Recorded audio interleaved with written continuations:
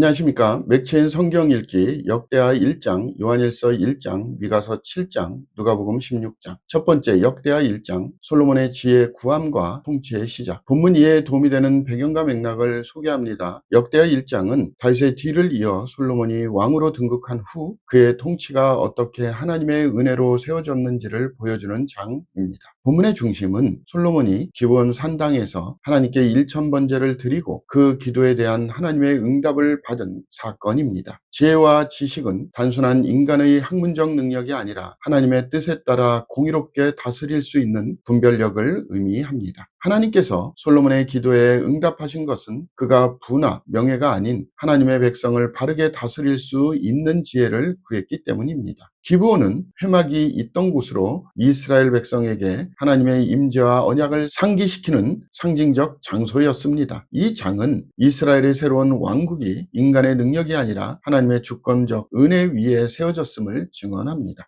본문의 중요 구절을 소개합니다. 역대하 1장 12절. 그러므로 내가 네게 지혜와 지식을 주고 부와 재물과 영광도 주리니 내 전의 왕들도 이런 일이 없었거니와 내 후에도 이런 일이 없으리라 하시니라. 본문을 적용하는 데 도움이 되는 가이드라인입니다. 오늘날 우리는 하나님께서 주시는 지혜 없이는 어떤 일도 바르게 감당할 수 없음을 깨달아야 합니다. 세상의 지식보다 하나님의 지혜를 먼저 구하는 것이 참된 성공의 길입니다. 하나님의 뜻을 분별하고 그분의 백성을 섬기기 위한 지혜를 구할 때 하나님께서는 우리의 삶에도 필요한 모든 것을 더하여 주십니다. 진정한 지혜는 하나님을 경외하는 마음에서 시작됩니다. 두 번째, 요한일서 1장, 빛 가운데 사는 참된 교제. 본문에 도움이 되는 배경과 맥락을 소개합니다. 요한일서 1장은 사도 요한이 예수 그리스도의 실제성과 그분 안에서 이루어지는 참된 교제의 본질을 선포하는 부분입니다. 태초부터 있는 생명의 말씀은 단순한 교훈이 아니라 인격적인 구주 예수 그리스도를 가리킵니다. 요한은 우리가 들은 바요, 눈으로 본 바요, 자세히 보고 우리의 손으로 만진 바라 라고 증언함으로써 복음이 역사적이고 실제적 사건임을 강조합니다. 하나님은 빛이시라 그에게는 어둠이 조금도 없으시다는 것이니라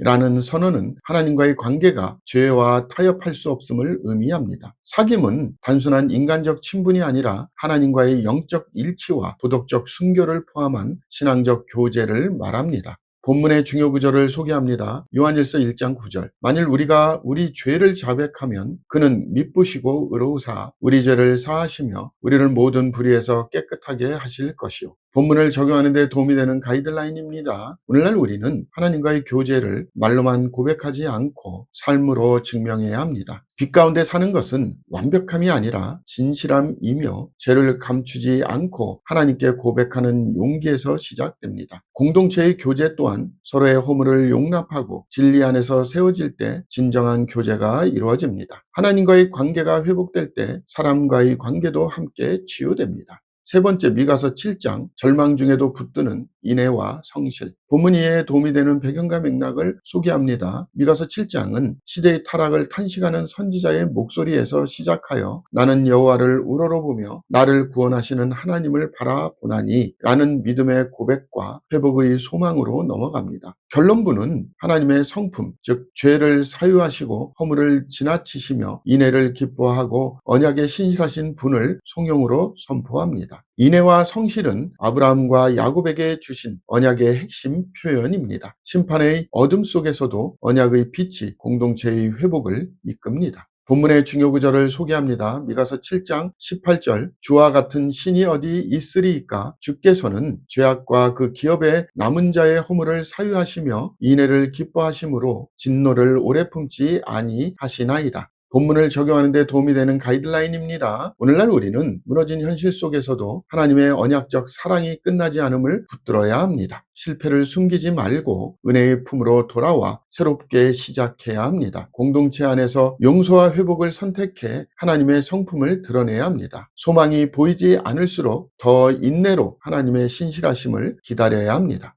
오늘의 마지막 본문 누가복음 16장 청지기의 비유와 영원한 가치관. 본문 이해에 도움이 되는 배경과 맥락을 소개합니다. 누가복음 16장은 불의한 청지기의 비유와 부자와 나사로의 비유를 통해 재물과 영원한 생명에 대한 올바른 가치관을 가르칩니다. 예수께서는 제자들에게 불의의 제물로 친구를 사귀라고 말씀하시며 제물이 목적이 아니라 하나님 나라의 도구로 사용되어야 함을 강조하십니다. 청지기는 주인의 뜻을 대신 실행하는 관리자로서 자신에게 맡겨진 자원을 신실하게 다루는 책임을 가진 사람을 의미합니다. 이어지는 부자와 나사로의 비유에서는 죽음 이후의 영원한 보상이 대비되며 아브라함의 품은 구약 성도들의 안식처로 구속사의 중간 상태를 암시합니다. 이 장은 물질과 영원한 생명의 관계를 분명히 구분하며 하나님 앞에서의 청지기적 삶을 촉구합니다. 본문의 중요 구절을 소개합니다. 누가복음 16장 13절. 집 하인이 두 주인을 섬길 수 없나니 혹 이를 미워하고 저를 사랑하거니와 혹 이를 중히 여기고 저를 경히 여길 것임이니라. 너희는 하나님과 재물을 겸하여 섬길 수 없느니라. 본문을 적용하는 데 도움이 되는 가이드라인입니다. 오늘날 우리는 물질이 삶의 주인이 아니라 하나님께서 맡기신 청지기의 도구임을 기억해야 합니다. 재물의 많고 적음이 아니라 그것을 사용하는 방향이 우리의 신앙을 드러냅니다. 영원한 가치를 위해 현재의 자원을 사용하는 것이 믿음의 성숙입니다. 진정한 부요함은 하나님께 충성하고 영원한 상급을 바라보는 삶에서 옵니다. 오늘 본문에 역대하가 시작되므로 역대하가 쓰여진 목적을 소개합니다. 역대하는 포로 귀환 이후의 이스라엘 백성에게 그들의 정체성과 신앙의 근원을 회복시키기 위해 기록된 역사서입니다. 저자는 다윗 언약과 성경 중심의 신앙을 강조하며 참된 왕국은 오직 하나님의 말씀과 예배에 기초해야 함을 보여줍니다. 역대하는 단순한 정치사가 아니라 예배의 역사로서 신실한 왕들은 하나님의 말씀에 순종하였고 불신앙의 왕들은 멸망했음을 보여줍니다. 또한 솔로몬의 지혜와 성전 건축을 통해 하나님의 이상이 잠시 실현되었음을 드러냅니다. 이 책은 유다 백성에게 하나님께 돌아오면 회복이 주어진다는 소망의 메시지를 전합니다.